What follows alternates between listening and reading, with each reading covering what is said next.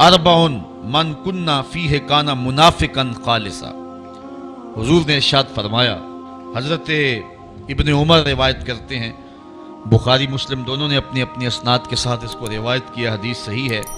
حضور نے ارشاد فرمایا کہ جس شخص کے اندر 4 چیزیں ہیں وہ پکا منافق ہے، منافقاً خالصاً، وہ خالص منافق ہے۔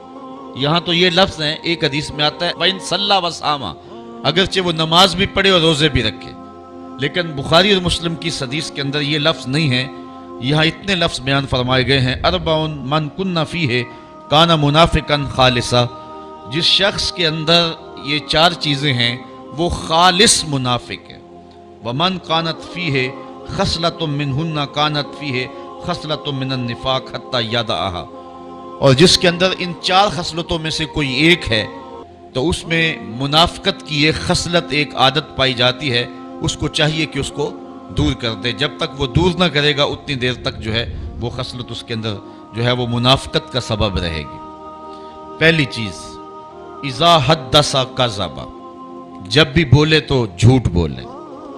آج میں اور آپ اپنے معاشرے کی ترتیب دیکھ لیں، جھوٹ ایک فن عظیم بن کے رہ گیا ہے، اور یہ علامت میرے اور آپ کے آقا و مولا نے جو ہے وہ بتائی ہے خالص منافق کی، کہ منافق جب بھی بولتا ہے جھوٹ بولتا ہے، مومن جھوٹ نہیں بولتا۔ حضور علیہ السلام سے پوچھا گیا کہ حضور مومن بزدل ہو سکتا ہے؟ فرمایا مومن بزدل نہیں ہوتا، بہادر ہوتا ہے، لیکن ہو سکتا ہے کبھی بزدلی بھی کر جائے۔ پھر عرض کی کہ حضور مومن بخیل ہوتا ہے؟ کہا نہیں، مومن سخی ہوتا ہے، لیکن ہو سکتا ہے کبھی اس سے بخل بھی ہو جائے۔ پھر عرض کی گئی کہ حضور مومن جھوٹا ہو سکتا ہے؟ فرمایا جھوٹا نہیں ہو سکتا، یہ طے ہے کہ مومن جھوٹا نہیں ہو سکتا، وہ ہوتا سچائی ہے۔ تو یہ مومن کی شان ہے، اور منافق جب بھی بولتا ہے جھوٹ بولتا ہے۔ وَإِذَا وَعَدَ أَخْلَفَ، اور دوسری منافق خالص کی علامت یہ ہے کہ جب وہ وعدہ کرتا ہے تو پھر پورا نہیں کرتا۔ آج کل تو جس سے وعدہ کریں لوگ کہتے ہیں اللہ کرے وہ ماری جائے، جس کو پیسے دینے ہو کہتے ہیں کہ وہ تو کسی ایکسیڈنٹ، کسی حادثے میں فوت ہو جائے، مجھے دینے نہ پڑیں۔ آج کل تو حالات اس سے بھی آگے جا رہے ہیں۔ تو یہ منافقانہ روش ہے کہ وعدہ کیا جائے پھر اس کو پورا نہ کیا جائے۔ تیسری بات، وَإِذَا عَاهَدَ غَدَرَ، اور جب وہ کوئی عہد کرتا ہے تو پھر وہ پورا نہیں کرتا، عہد کی پاسبانی نہیں کرتا، غداری کر جاتا ہے۔ جو عہد کیے ہوئے ہوں ان کو ہر صورت میں قائم رکھنا پڑتا ہے۔ غزوہ بدر کے موقع پہ حضرت حسین رضی اللہ تعالی عنہ اور ان کے بیٹے یہ مکے سے ہجرت کر کے مدینے کی جانب آ رہے تھے۔ راستے کے اندر کافروں نے انہیں پکڑ لیا اور اس شرط پہ چھوڑا کہ مسلمانوں کے ساتھ ہو کر کے ہمارا مقابلہ نہیں کرو گے۔ انہوں نے وعدہ کر لیا، عہد ہو گیا۔ جب پہنچے تو اس وقت حضور علیہ السلام بدر کے مقام پہ تشریف فرما تھے، اور یہ بھی بدر کے موقع پہ اپنے آقا و مولا سے جا کے ملے۔ تو حضرت حسین رضی اللہ تعالی عنہ اور ان کے فرزند ارجمند رضی اللہ تعالی عنہ، انہوں نے عرض کی کہ حضور ہمیں کافروں نے راستے میں پکڑ لیا تھا، اور ہمارا ان سے یہ معاہدہ ہوا ہے کہ ہم مسلمانوں کے ساتھ مل کر کے تمہارے خلاف نہیں لڑیں گے، تو ہمارے لیے کیا حکم ہے؟ تو ایک ایک بندے کی بدر میں ضرورت تھی، اور کافر 950 تھے اور مسلمانوں کی تعداد جو ہے وہ 313 تھی، اور ان میں سے بھی کچھ لوگوں کو حضور نے واپس کسی کام کے لیے مدینہ المنورہ میں بھیجا تھا۔ حضرت عثمان تھے، حضرت ابو لبابہ یا دیگر صحابی۔ تو ایک ایک فرد کی ضرورت تھی، اور 2 بندے مل گئے، بہت غنیمت تھی، اور معاہدہ کافروں کے ساتھ ہوا تھا، مومنوں کے ساتھ نہیں ہوا تھا۔ لیکن آقا کریم علیہ السلام نے فرمایا کہ تم ہمارے ساتھ رہو گے لیکن تم لڑ نہیں سکو گے۔ معاہدے کی پاسبانی کا درس عین جنگ کی حالت کے اندر آقا کریم علیہ السلام نے لوگوں کو دیا، اور یہ میرے اور آپ کے آقا و مولا حضور نبی رحمت صلی اللہ علیہ وسلم کی روشن زندگی ہے۔ آقا کریم علیہ السلام نے کسی سے وعدہ کیا کہ میں تمہارے انتظار میں یہاں کھڑا ہوں، وہ جا کے بھول گیا، اور حضور علیہ السلام 3 دن تک اس کے انتظار کے لیے وہیں کھڑے رہے، صرف قضائے حاجت اور نماز کے لیے جاتے، پھر آ کے وہیں کھڑے ہو جاتے، اور 3 دن کے بعد جب وہ شخص اس کو اچانک یاد آیا تو وہ پلٹا تو دیکھا حضور کھڑے ہیں۔ تو آقا کریم علیہ السلام کے پاس آیا تو شرمندہ تھا۔ حضور علیہ السلام نے صرف اتنا جملہ کہا، صاحب تو نے تو مجھے مشقت میں ڈال دیا، تو نے تو مجھے مشقت میں ڈال دیا۔ تو یہ ہے ایک नबी की जिंदगी का रंग। और मुनाफिक जब भी वादा करता है तो पूरा नहीं करता, जब अहद करता है तो अहद तोड़ देता है। वाइजा खासमा फाजरा, और जब वो लड़ता है तो गालियां बकता है। उलझाओ, इख्तलाफ राय, ये जिंदगी में और मुआशरे के अंदर एक दूसरे से पैदा हो जाता है। लेकिन जब किसी से उलझाव पैदा हो जाए, किसी से लड़ाई पैदा हो जाए, तो उस लड़ाई में जो है वो गाली गलोच करना ये मोमिन का तरीका नहीं है, बल्कि नाराज़गी इख्तियार कर ली जाए, खामोशी इख्तियार कर ली जाए। और वो भी 3 दिन से ज़्यादा नाराज़ रहने का हुक्म नहीं है। 3 दिन के बाद फरमाया गया कि जो सुलह में पहल करेगा वो जन्नत में भी पहले जाएगा। हज़रत इमाम हुसैन रदी अल्लाह ताला अन्हु के भाई हैं हज़रत मोहम्मद बिन हनफिया रदी अल्लाह ताला अन्हु। माँ की तरफ से फ़र्क है, बाप की तरफ से सके हैं। आपस में कोई उलझाव हो गया, शक्करंजी हो गई, 3 दिन गुजर गए।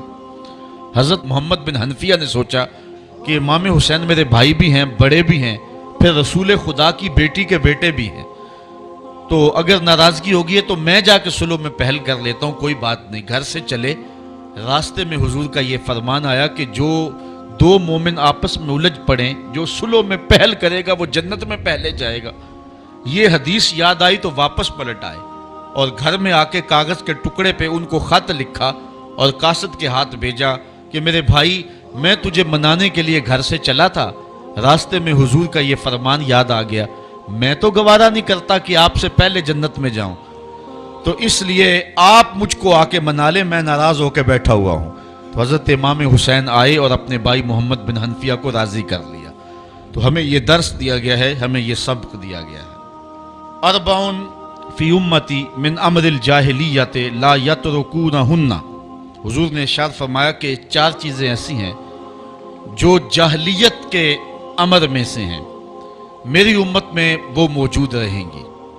मौजूद रहेंगी इसका मतलब यह है कि लोग उसको छोड़ेंगे नहीं, और इस्लाम उनको नापसंद करता है। लेकिन जिस तरह बहुत सारी बुरी खसलतें कौमों के अंदर मौजूद रहती हैं, तो ये खसलत जो है वो कौम के अंदर मौजूद रहेगी।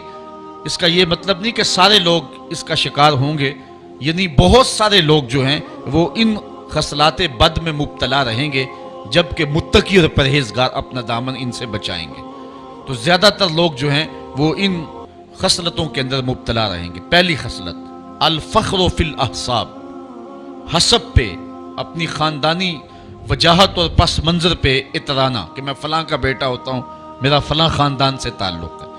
ये हर दौर के अंदर जो है वो मुआशरे का कसीर तबका अपने हसब पे इतराता रहा है और आज भी मौजूद है और क़यामत तक ये बाकी रहेगा। लेकिन जो मुत्तकी और अल्लाह के नेक बंदे हैं वो इस बात पे जो है वो कभी भी इतराते नहीं हैं। दूसरी बात वत्तानो फिल अंसाब, किसी के नसब में तानजनी करना कि तू फलां का बेटा है, तेरा फलां बरादरी से ताल्लुक़ है। ये तानजनी नसब में ये इंतहाई मकरूह और बुरा काम है। लेकिन बहरहाल इस उम्मत के बहुत सारे लोग इस फेले बद का इर्तिकाब करते रहेंगे। वल इस्तिस्क़ा बिन नुजूम, और इस्तिस्क़ा बिन नुजूम यानी सितारों के मामले, ये उम्मत के अंदर हर दौर के अंदर जो है वो मौजूद रहे हैं। वन नियाहत, और चौथी चीज़ जब कोई शख्स फौत हो जाए तो उसके सराहने औरतों का बैन करना।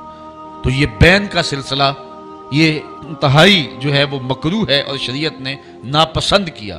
बल्कि हुजूर ने यहाँ तक फरमाया लैसा मिन्ना मन दरबल खुदूदा व शक्कल जुयूबा व दाब दावल जाहिलिया। ये सही बुखारी की रिवायत है। हुजूर ने इरशाद फरमाया कि जिसने अपना गिरेबान फाड़ा, मुंह पर तमाचे मारे और जहलों जैसी बातें की, उसका हमारे साथ कोई ताल्लुक़ नहीं है। हज़रत अबू मालिक अशरी रज़ी अल्लाह ताला अन्हु से ये रिवायत है कि ये चीज़ें उम्मत के अंदर एक कसीर तबके में बहरहाल मौजूद रहेंगे। अरबा मन कुन्ना फीहे हर्रमहुल्लाह ताला अलन्नार, 4 चीज़ें अल्लाह अकबर जिस शख्स में होंगी तो अल्लाह ताला उसको दोज़ख की आतश से महफूज रखेगा।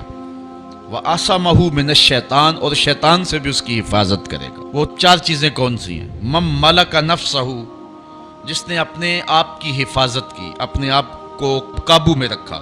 ही न यरगब, जब किसी चीज़ की तरफ रगबत हो। वही न यरहब, और जब किसी चीज़ से डर हो उसने फिर भी अपने आप को कंट्रोल में रखा। वही न यश्तही, اور جب سخت بھوک لگی تو اس وقت بھی اس نے اپنے آپ کو کنٹرول میں رکھا، وہی نہ یغضب، اور جب وہ غصے میں آیا تو غصے میں بھی اس نے کوئی ایسا کام نہیں کیا، اپنے آپ پہ قابو رکھا۔ جو ان 4 مواقع پر اپنے اوپر قابو رکھ لیتا ہے، اللہ تعالیٰ جل شانہ شیطان سے بھی اس کی حفاظت کرتا ہے اور آتش دوزخ سے بھی اس کو محفوظ فرمائے گا۔